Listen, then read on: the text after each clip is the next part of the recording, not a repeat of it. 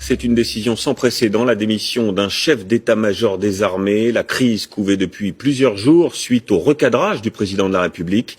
Pierre de Villiers l'a donc annoncé aujourd'hui dans un communiqué. Il avait fait part de ses inquiétudes sur les économies réclamées aux armées. C'est la première crise d'ampleur du quinquennat. Lilia Melconian. Il est 9 h. Le conseil restreint de défense vient de commencer à l'Élysée quand l'information tombe. Le chef d'état-major des armées, Pierre de Villiers, a posé sa lettre de démission sur le bureau du président.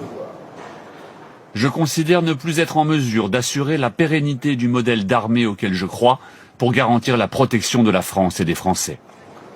Des mots qui mettent un point final à une semaine de tensions et de désaccords avec le président de la République sur des questions de budget. Personnage reconnu pour son franc-parler, Pierre de Villiers, frère de l'homme politique Philippe de Villiers, avait été nommé en 2014 chef des armées par François Hollande. Le général avait une longue expérience opérationnelle, le Kosovo en 1999, puis l'Afghanistan. La démission d'un haut gradé sur fond de désaccord, c'est inédit depuis plus de 50 ans.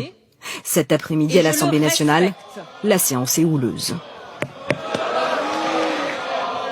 Monsieur le Premier ministre, à l'opposition qui pointe du doigt la responsabilité d'Emmanuel Macron dans cette crise, le Premier ministre répond avec fermeté. Mesdames et messieurs les députés, chacun est dans son rôle.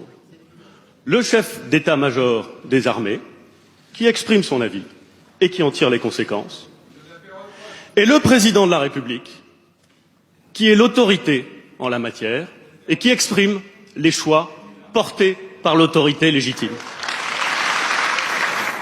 Image rare, il y a 2 heures, Pierre de Villiers a quitté l'état-major des forces armées sous les applaudissements de ses troupes.